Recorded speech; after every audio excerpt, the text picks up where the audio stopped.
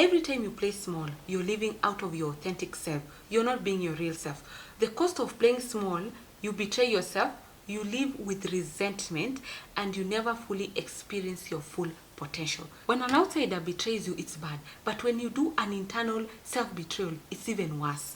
Most people don't hate you. Most people are triggered by your ability to honor that which is inside of you. Hi guys, welcome back to my YouTube channel. It's been a minute. Every time I take even 1 week off, I feel like I'm coming back to do YouTube all over again. Like I feel like I've never shot any video, but we're here. So if you're new here, welcome. My name is Julia. I make content around personal development, growing your money, growing your business, and just growing yourself overall. So if that is something that interests you, don't forget to like, subscribe, and share. So let's just get right into the video. I've been thinking about something this week, about how we tend to play small for one reason or another, which for me now I have come to discover that playing small is a form of self-betrayal.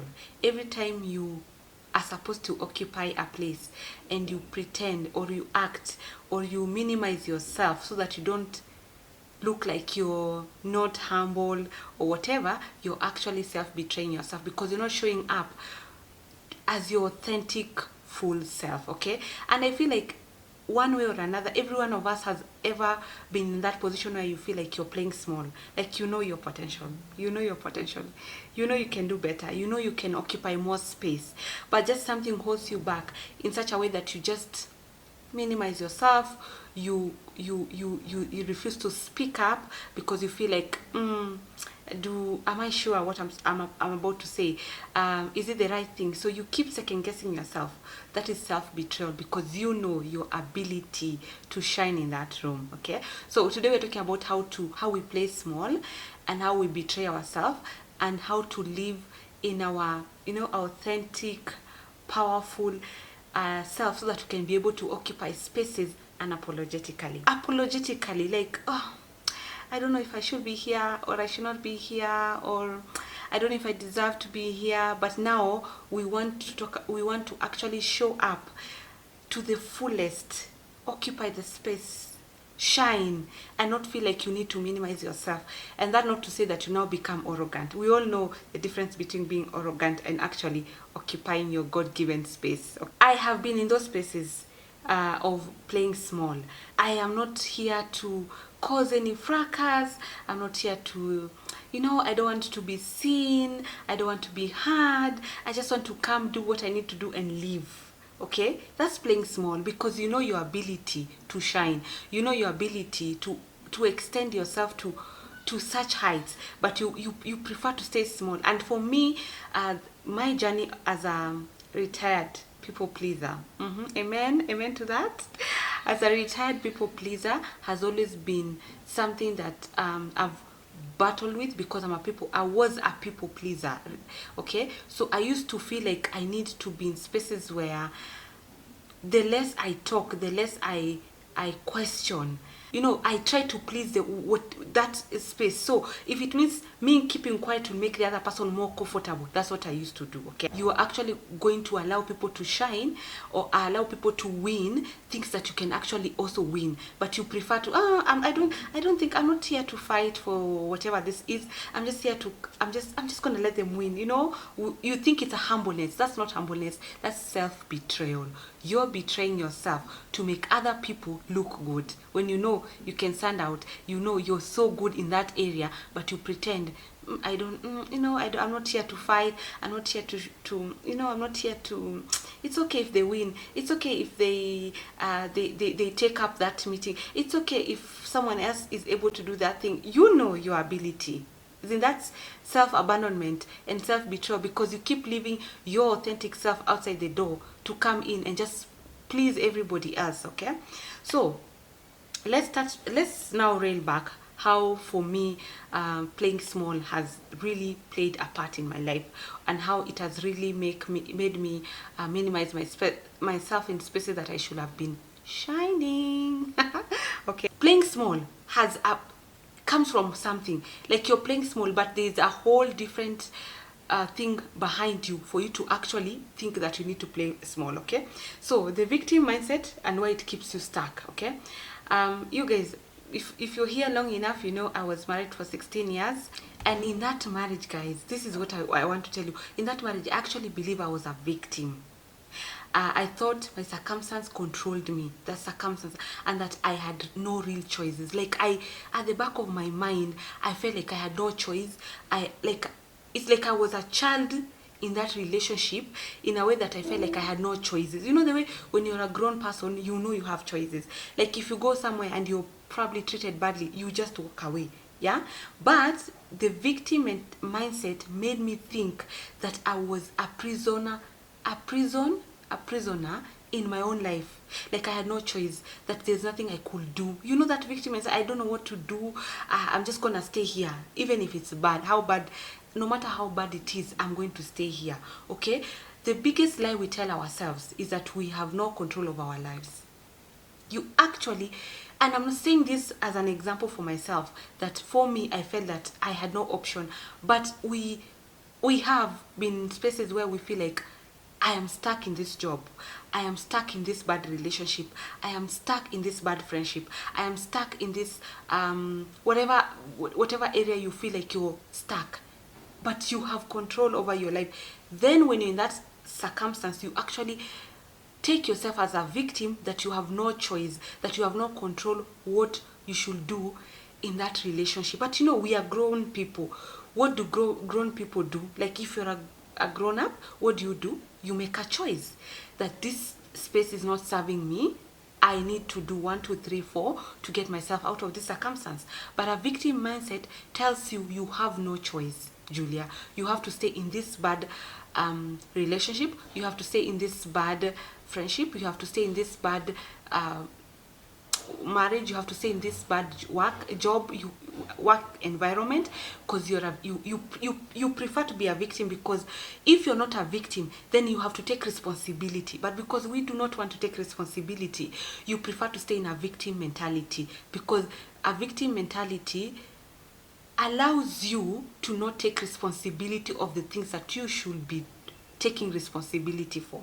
Okay, I hope it makes sense. Okay, so your mindset shift is, you're not responsible, guys, for how other people react to your boundaries, to your choices, and to your growth. You're not responsible.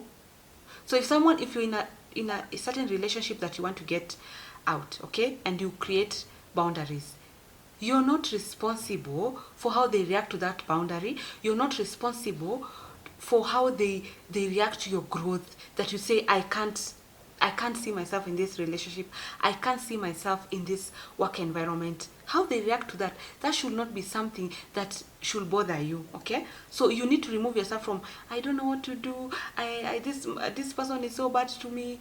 Or, I know, guys, it makes you feel like when you're a victim, you actually believe you're in a prison. But guess what? The prison door is open for you to leave, but you keep feeling like, oh, I'm in a prison, but the door was open long time ago.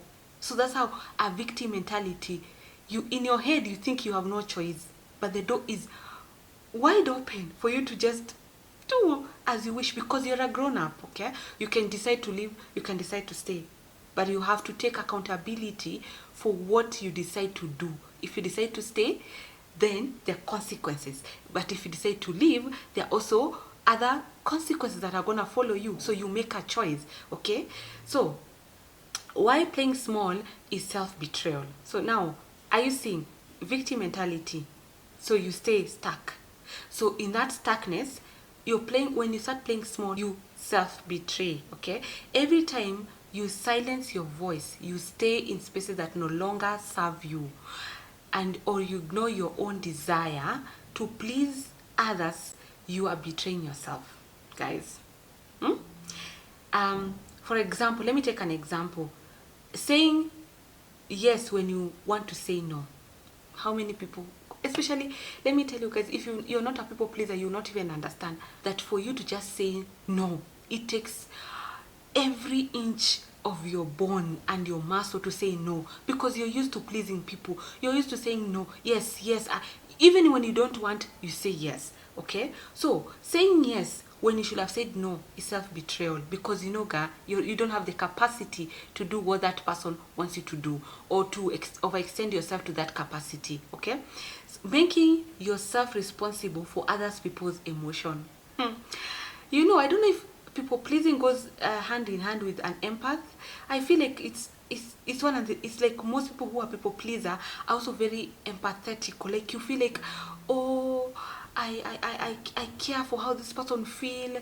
I am responsible for their emotions. There's nothing they can do. Like I have to help them. I feel, I don't know if that is true, but I feel like most people pleaser are also very empathetical people. So you're such an empath that you keep feeling that people's emotion is yours to carry. Okay? But that's not the truth, guys. That's not the truth.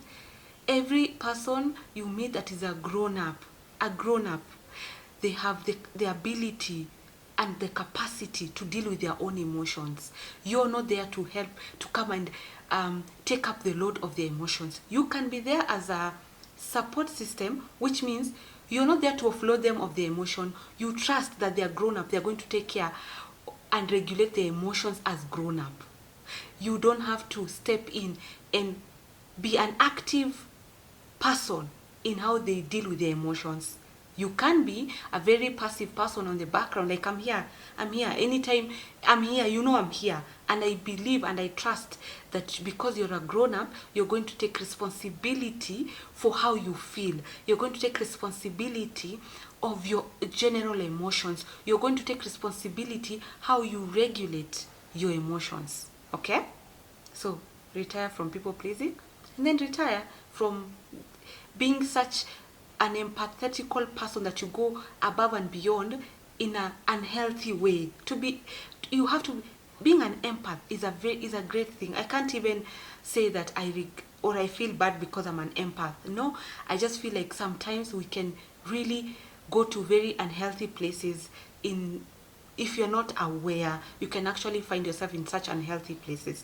Okay, so something else is shrinking your dreams because you're afraid of judgment. What happens when you're playing small is that you keep shrinking your dreams. Like, for example, you're in a relationship and you have a dream and your partner has a dream, because that's just how life is.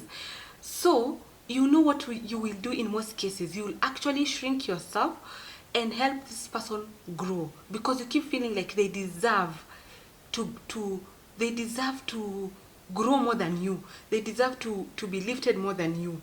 Okay?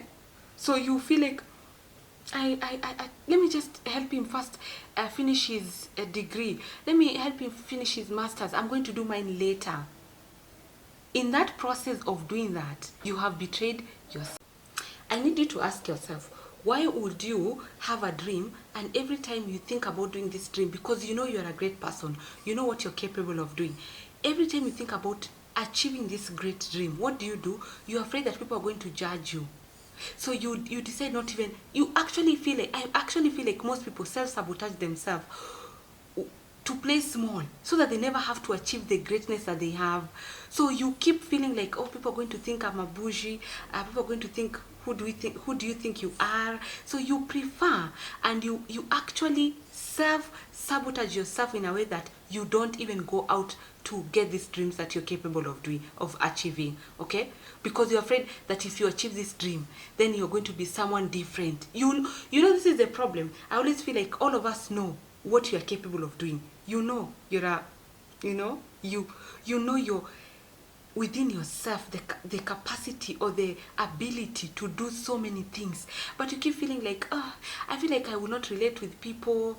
I feel like if I become a great person, I might not be relatable. I might lose my friends.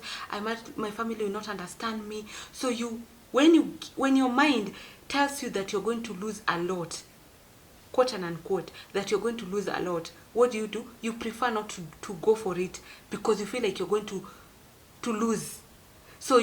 And that's not the truth, because all you're going to do is shade what is not supposed to be in your life. Okay, so that's what playing small does. Okay, not setting boundaries out of fear of losing relationship. Okay, so why playing small is self-betrayal? Because every time you think about setting boundaries, you actually fear that you're going to lose out on relationships. If you had a partner and he's misbehaving, or your partner is not doing what they should, like what you guys have agreed, you are afraid. Your reason why you're not setting boundaries because you are afraid of the consequences of you setting the boundary. Let me just take an example. If you tell your partner, if you cheat, I'm going to leave this relationship, okay? That is every action, there's a consequence to your action. But because you're afraid, if you say it, you might actually be forced to implement it. What do? You don't set the boundary, because you're not sure you're going to follow through with that boundary, okay? Because you're afraid you're going to lose this relationship. So you prefer not to even set the boundary, because you don't want to follow up with the boundary, because you know the consequences, that if you say you're going to leave, if this person cheats, then it means you have to leave, and you're not ready to do that, okay? So you remain in the victim mentality. Oh, my husband is cheating. Oh, my boyfriend is cheating. Oh, my boss is toxic. So how do you honor yourself and set boundaries without guilt? How do you honor yourself? Because let me tell you something that I actually have come to realize. Setting boundaries is honoring yourself. When you set a boundary, you're actually honoring what is true to you. You understand? Like, every time you have values, you have you have values that you live by, and sometimes when people cross those boundaries, you know they have gone too far, okay? So how do you honor yourself? Because anytime you don't set a boundary, it means you don't honor yourself. So if you don't honor yourself, who is going to come and set for you boundary to honor you? Or if you decide you're in a someone who is very abusive physically, yeah, and you say, if you ever lay your hands on me, then there are gonna be consequences, right? That's honoring who you are. It's honoring your God-given temple. It's honoring what you believe, that a man should not lay their hands on a woman. Yeah, right?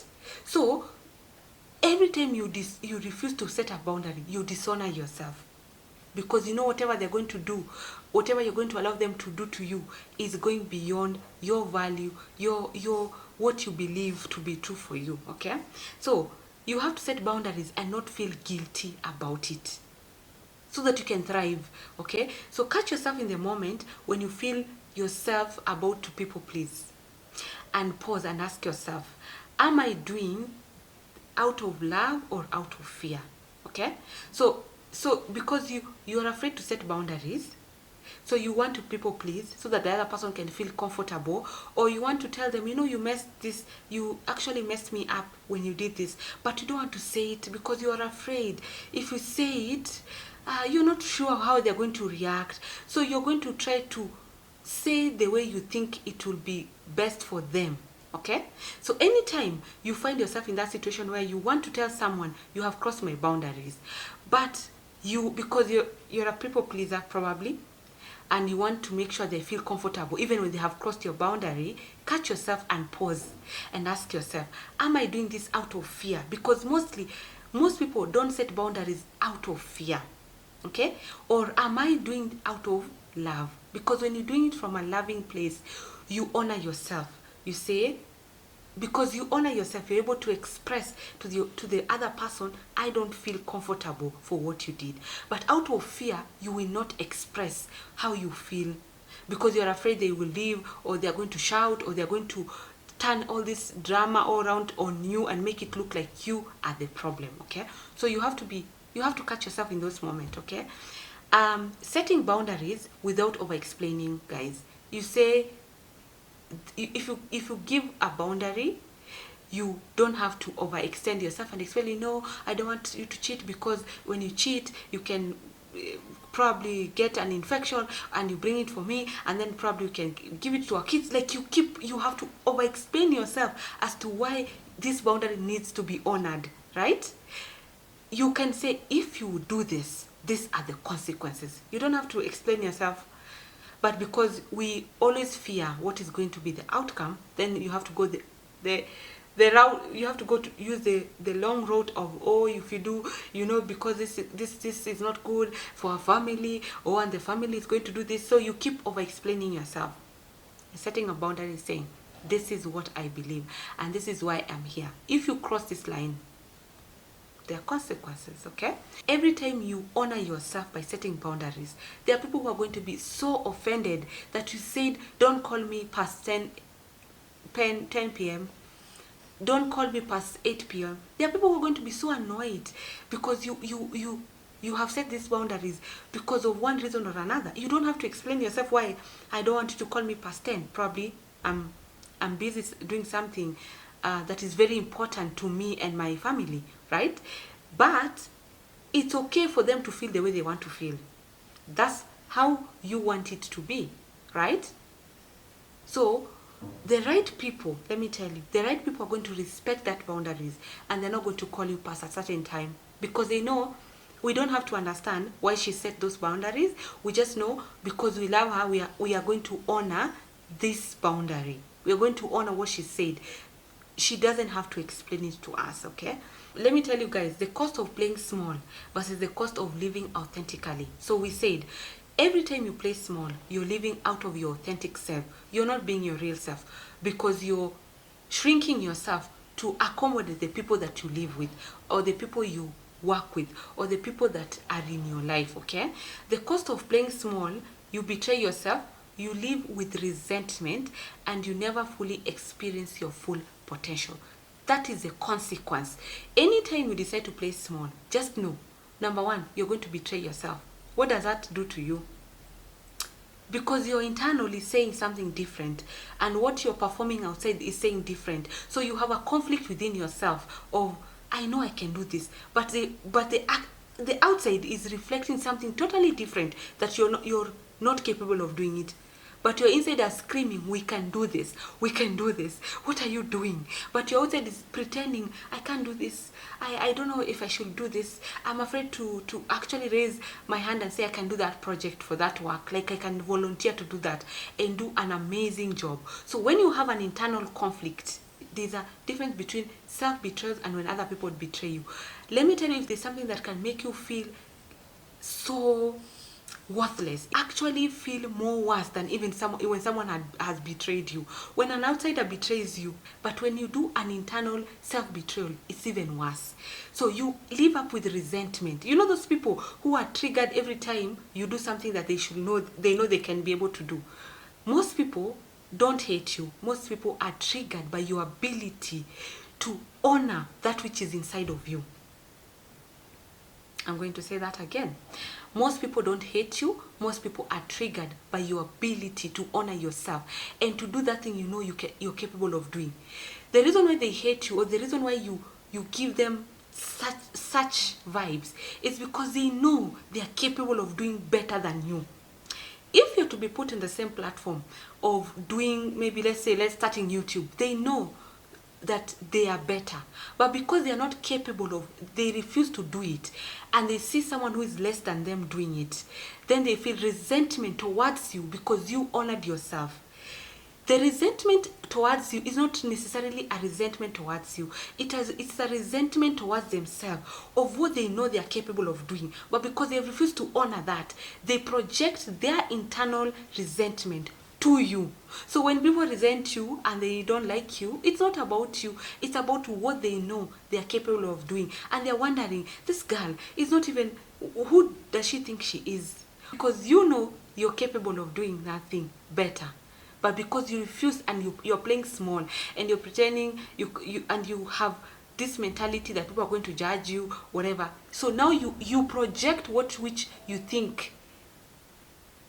You think I'm the problem. I'm not the problem. The problem is that you have refused to honor yourself. So honor yourself. Sorry, I have a sick child here. Honor yourself so that you're able to live authentically and fully. Because people who have honored themselves and they have done what they know they're capable of doing, they never feel bad when another person comes to the same industry. Because they're just like, this is such a huge industry. I am living my authentic self. If someone else comes and lives their authentic self, we can live our authentic self collectively. Okay, so stop making other people feel bad because of your inability to live your authentic life. So the choice is yours. Live in fear or live in freedom. At the end of the day, you're a grown person. You can make a choice to live in fear, in judgment, in playing small, or you can decide guys, I'm done living in, I'm done, like me, I say I'm done living in smallness. What is it benefiting me as a person to live in smallness so that people can feel comfortable? I'm going to, if my light is offensive to you, how is that my problem, my darling? How is that my problem? If me living my authentic, true life, freedom, this that God has given us, the freedom to choose the fear or to live abundantly, because even the Bible is very clear, your gift are going to bring you in front of the king, right? So when you play small, you minimize your gifts, your ability to bring yourself before kings and, you know, present yourself before the king. Because so when you decide to play small, you are doing a great disservice to yourself, and you're going to walk a very resentful, unhappy person, always feeling triggered, always feeling like this person is bothering you, or this person is not you always feel like you're agitated being around people who are living the authentic self, because you refuse to honor yourself. So honoring yourself and stop playing small is one of the greatest thing I've come to actually realize. You have to stop suppressing what God has given to you. Yeah?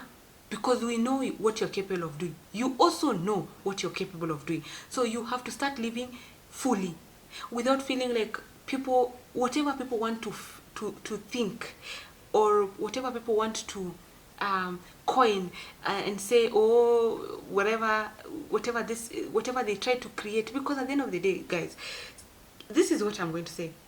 Your thoughts are not my thoughts, right? Yeah.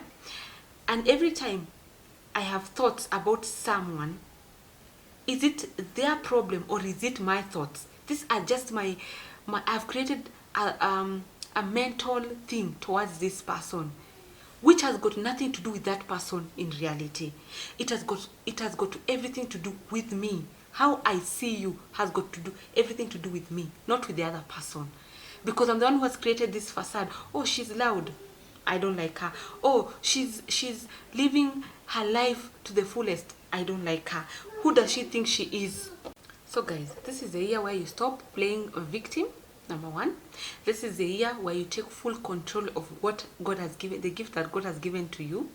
This is the year to care less how people are going to judge you, because at the end of the day, you are here as a person, as a whole person. So you have to live your fullness here. Where else are you going to live your fullness? Okay? So please, take control of your life. Stop. Let me tell you something I say. I'm not going to play small. So you better be ready to be put in corners and spaces that are small, so that I don't overextend myself, so that I don't trigger people, so that they don't feel like whatever. I'm going to speak my truth. I'm going to live my truth. And the people who are going to be drawn to me are the right people actually for me. Any person who is repelled by my living authentically, then I feel like this person should not be in your life. If someone is triggered by how you're living, should they be in your life, guys? They should not be in your life, okay? So this is something that I've been thinking about. Guys, if you've been living small, please comment below. If you are going to stop living small, please comment below. If you ever found yourself in spaces where you pretended not to know whatever they were asking so that you can make the other person shine, or you reduced yourself so that the other person can shine, please also comment below, okay? So thank you so much for watching, and I will see you on the next one. Bye.